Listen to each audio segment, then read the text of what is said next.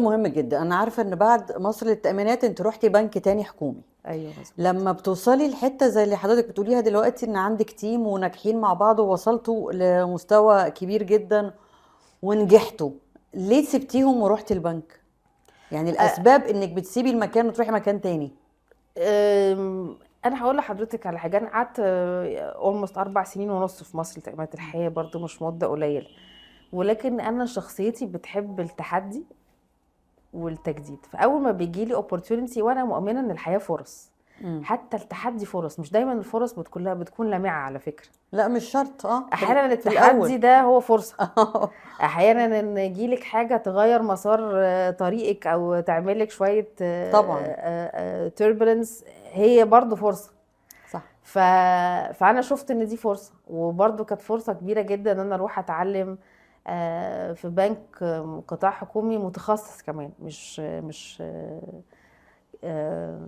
فلا كانت برضو بالنسبه لي فرصه لامعه جدا، وحبيت ان انا اخدها واتعلم منها ومن التجربه واستفاد منها وافيد. لان انت زي ما بتضيفي للمكان بيضيفلك. وانا دايما بقول وبشارك دايما مع زمايلي ومع التيم بتاعي اللي بيشتغلوا معايا، لازم دايما في الكارير تعمل ستوب كده مع نفسك وتقول في المكان اللي انا فيه انا هدي، بس انا ايه الادد فاليو اللي انا هاخده. صحيح.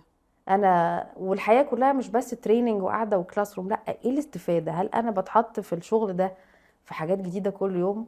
هل بشوف تشالنجز بتعلمني ازاي اتخطى واعمل احل المشكلات واتخطى المشكله؟ هعمل علاقات جديده، هفتح مجالات اكسبوجر لنوع من الاندستري او الصناعه او المجالات المتخصصه الجديده. فدايما انا كنت احب قوي اشوف انا فين بحب اتعلم كمان، فين الليرنينج، انا فين اكيد. اللي هيقاد ليا.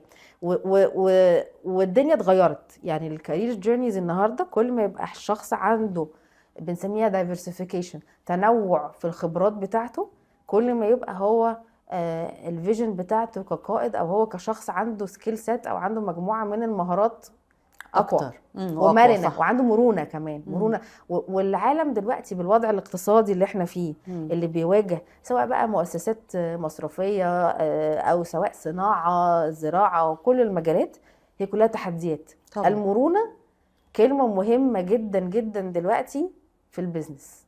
لازم ازاي تبقى مرن وتتحرك بسرعه وتعرف تأدابت وتعرف تعمل بروبلم سولفينج. وفي الكلمه دلوقتي اللي هنلاقيها كمان في العالم كله اليومين دول very trending in management و in trainings و workshops